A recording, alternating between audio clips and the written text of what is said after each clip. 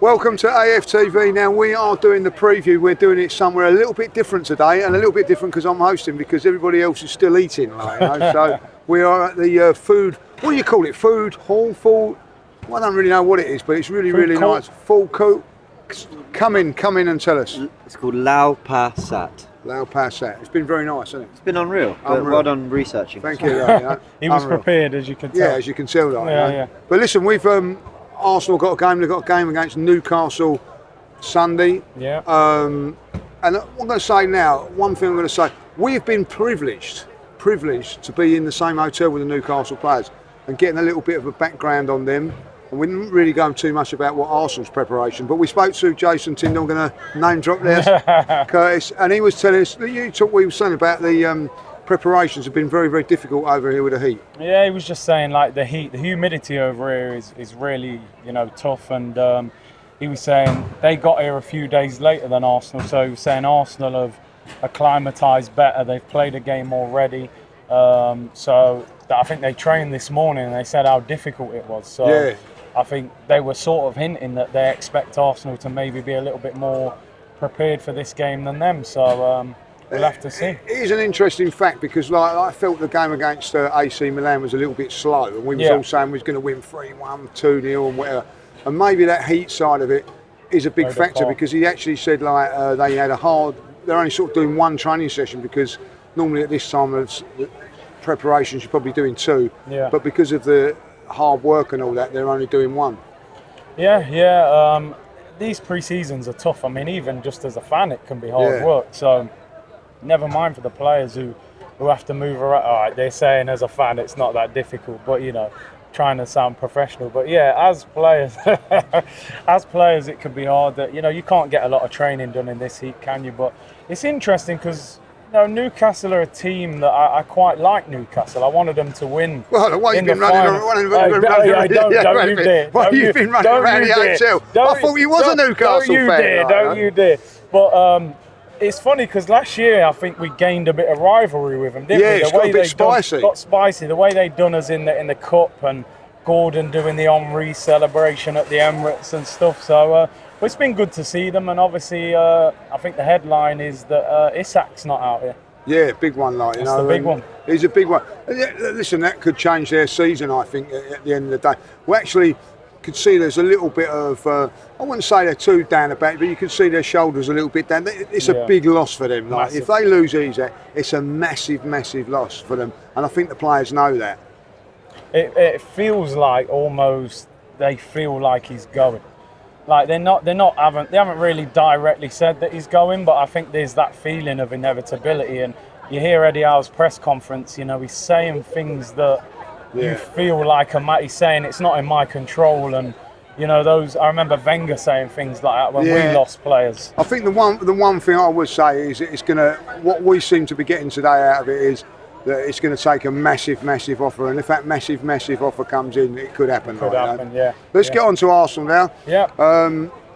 Listen, a good 1-0 win against AC Milan. As we said, we showed it was difficult in the atmosphere of the game. I understand there's going to be a much bigger crowd for this one as well. Do you think that'll have a little bit of a difference as well? Because it was a bit lacklustre performance, and maybe it was a little bit lacklustre with the atmosphere as well. Yeah, I mean, they're used to playing in stadiums that are full every week. I think it was 20,000 fans in the stadium, so the atmosphere was quite flat, but it's expected to be a lot more fans there this week, and I think playing against an English club... He's done it again! No way! He's done it again!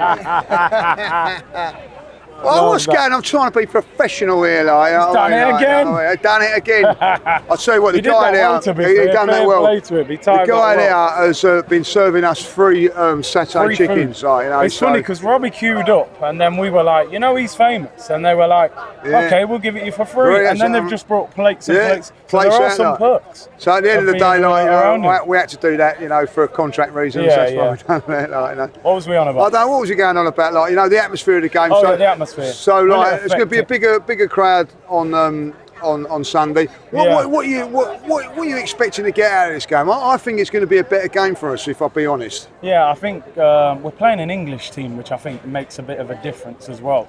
Like you were saying, AC Milan were a little bit behind, weren't they? Because their season starts later on than ours.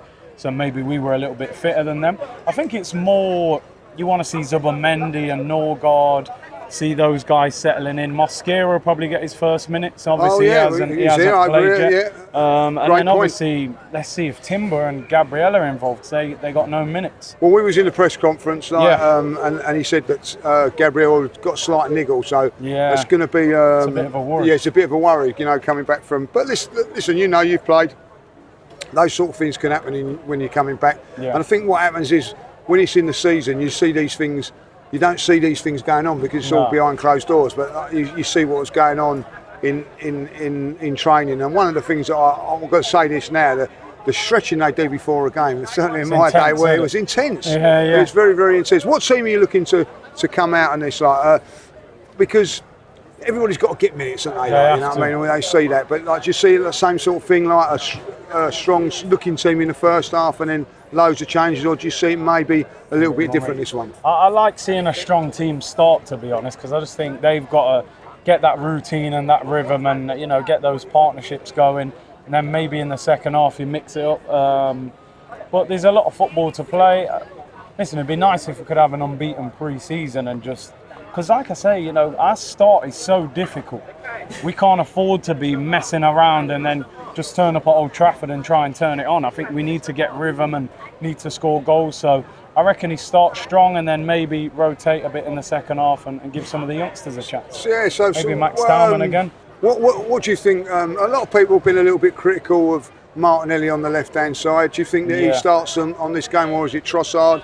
That'd be an interesting one for me, obviously Havertz up front, Saka on the right, but do you still think that left side is not quite right at this moment in time? I mean, we all look back on that Martinelli season 2 years ago, and we all desperately want to see that season come back. But I think at a big club, how long can you wait for that season to come back? I'm not saying get rid of him. I'm saying you might need to bring in real competition and put pressure on him. I think most people would think, with maybe Gyökeres and Saka, if you get that left winger as well, that front three is there, then it's ready. So, listen, at the same time, if I was the manager, I'd be looking at Trossard and Martinelli going, I'm thinking about signing a left winger. I expect one of you to turn up in pre-season and show me what you're about. Yeah, because that's a great point, because there's some people in pre-season, they're on trial, some are not, what I mean? And I think that left side is on trial. I think you'd have to say that, I've got one thing I'm going to have to look at. Great questions that you've done on the press conference, and the Norgard one was an interesting one. You said about stepping up and whatever, and he actually alluded to it that that Arsenal was much bigger and better than Brentford, and I thought he come across really, really well in that, and the way he spoke about, I know what sort of a role. He's saying this, by the way, next to the manager, but I thought he answered that really, really well. And where do you see his role in this game on Sunday? Do you know what? I've got to be honest. Norgard has impressed me on this tour. I know we've only seen him a little bit, but the way he acts and the way he trains, and I thought the way he played in the game, you can see. I mean, when I asked him the question, he said, "Look, I'm 31. I didn't really expect to get this opportunity," which is very honest. And he said, as soon as I had the chance, Arsenal and Champions League, I had to take it. And I think when you look at it, we signed Brentford's captain for about 11 million quid. I think you're buying more than a player. You're buying a character. And you know yourself, you need characters in a dressing room. And we lost Jorginho, who was a big character in this squad. So I think Norgard is an insurance policy to Zubomendi, that if Zubomendi doesn't settle in straight away, Norgard could start he could start Old Trafford if Zubomendi wasn't ready for whatever reason. So I think he might end up being quite a quiet but important character in this squad. Yeah, and as we always said, you need a good squad, and I think that I think he even said that he knows he's coming in as a squad player, but when he comes in, he's going to try and make his mark and all that, So I think the midfield setup is going to be very, very interesting tomorrow. Just finally looking to wrap it up and all that. Is this a game? I'm a little bit 50-50 on this. Is this a little game where you want to make a marker on a team like Newcastle. They're in a little bit of turmoil. We've seen that in the last sort of couple of days. Yeah. So is it time now to just go, right, give them a good ironing, or does it not really matter, like, you know? It's one of them, innit? I remember Orlando a few years ago. Remember when we smashed Chelsea 4-0? Yeah, I remember that game. We obliterated them, didn't we? And you just came away from that game thinking, we're on fire. And you can't feel sorry for anybody. And Newcastle are in a bit of a bad state at the moment. So if they're there for the taking, you know, give it to them. But you know, we don't want to overexert ourselves as well. I think it's more about getting minutes and making sure we're ready. But you know, winning breeds confidence, don't it? So if we can. Brilliant. Get the better of them. Listen, my Saturday chickens are ready now, like, you know what I mean? So we're going to bring in James now, like, come on, James. to take over, like, you know. Oh, you're going to go. You're going to. Going, mate. Oh, you're having my Saturday chickens, like, you know. So over to you to host this last bit, then, James. Like, no pressure because you've got a lot to live up to. Jason basically said, Lee's having a shocker. Can you jump in, save the hosting of this preview? Right. Is that what he said? Yeah. Ah. Yeah. I always thought Joe was better than him. He also said it was so dull that someone had to come in and do an impression of you halfway through. Oh, right, okay, like, you know, so I should look forward to that. Like, yeah, well, you had it. Anyway, should we predict an 11 for this? Yeah, why not, like? Because I think that's going to be a difficult one. I'm gonna say something, yeah? There was a lot of debate about whether there was even like a conversation to be had about the predicted 11. I think there is, hence why I've jumped in. Because I think Arteta's going to look at this and go, I want to go strong. He's got 4 games before Man United away to really get to know what he wants with his team. He's got to bet in Gyökeres at some point.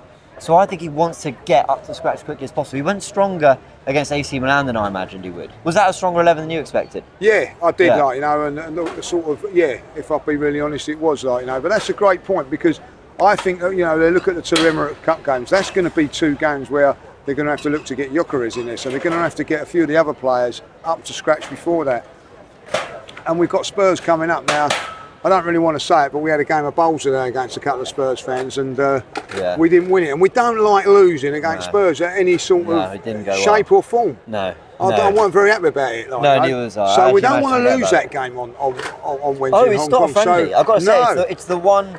All the pre-season games, I'm going, look, I'm competitive, want us to win, blah blah. It's the one where I go, no, but losing would still not really feel acceptable. I know it's a friend, I know it doesn't matter, but it's the rivalry, isn't it? Let's build on 11 then. Do you think he'll stick with Raya in goal? No, I don't. I think he'll go with Kepa in goal this one because I think he'll play Raya for 90 minutes against Tottenham. That's a great shout. I never thought of it that way. Like, you think he'll treat that as an actual more of a game? Both like 65 minutes with the first 11. No, I never thought that. Okay, all right, you've swayed me because I was going to say Raya, but actually I think you're right. Okay, Kepa in goal. What's the back 4 then? Ben White. Looked good, I thought, the other day. Very good the other day. Looked a lot sharper than what he has done, and considering what we've been talking about with the heat and everything like that. And I think Timber's not quite ready yet, so I think we'll see him further down the line in the pre-season. I think Kivior comes in for Gabriel. We know is not quite right yet, so I think that it'll be the 2 there with Saliba and Kivior. And I'm going to go. I think Miles Skelly will come into this game. I think with Miles Skelly, I think that he looks like he's in pre-season at the moment. I know what you mean. Yeah. Do you know what I mean? I'm not even going to go in when I say this. There's only one half. It's one half, but I just feel that he needs a more minutes, a bit more stepping up. He's only a youngster, remember. Yeah. So I think that he needs a few more minutes. I know Calafiori played in there at Central Field. What would you do? Calafiori and Kivior is an interesting one. I think he wants to. I think if the Premier League was starting tomorrow, he'd go with Kivior. But I think he wants to see more of Calafiori at centre back. I think he wants to trial it. Now, Gabriel wasn't even in the squad, so you wonder where he is with his recovery. He had hamstring surgery. So does he really want Kivior for all that? I know Kivior did very well and he did it against Mbappe and everyone, I get it. But still, you know, is he definitely better than Calafiori at centre-back? I think he wants to see that. I think he might have to play Calafiori at centre-back. You've got Zinchenko can come in at left-back. So I think he'll go White, Saliba, Calafiori, Lewis Skelly. Okay. Yeah. I wouldn't argue with that. I'd like to see that. Okay, and would Timber be back in the squad? Obviously, he missed the squad, so that would be interesting to see. The midfield, I want to fly into this. I think he's going to go Waneri, Zubamendi, Rice. I think he wants to see it.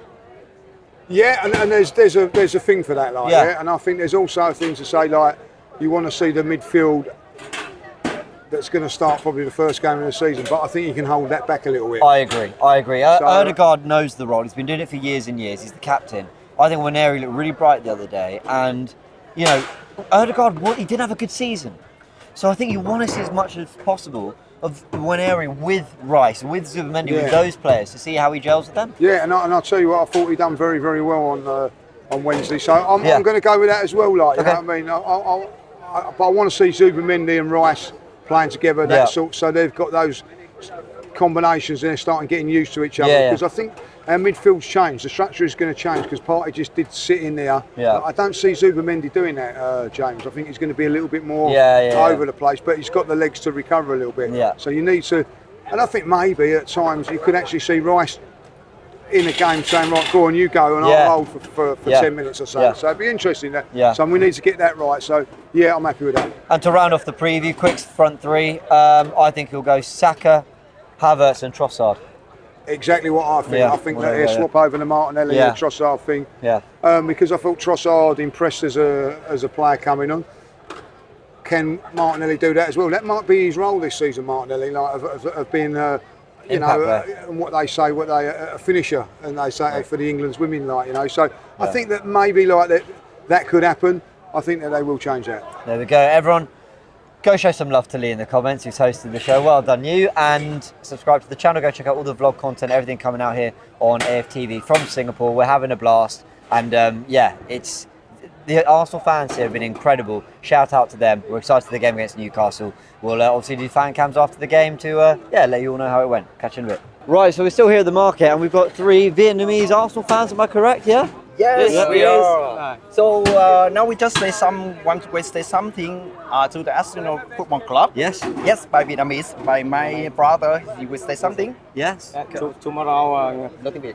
Tomorrow, we are Arsenal.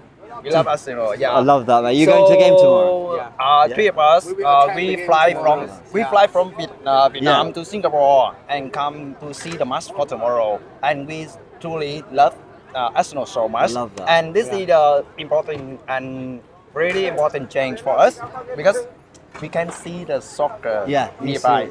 So we love Arsenal. Yes. I love that. Thank you so much for traveling. Guys, shout out to all the fans, not just here in Singapore, but around the world who travel to make a part of these tours, who travel to get to the Emirates and just support at whatever time in the morning. It's amazing. Incredible fan base, the Arsenal fan base. And they're proof of it here. They've flown in just for these games and they get to see it live. There you go, everyone. We love Arsenal!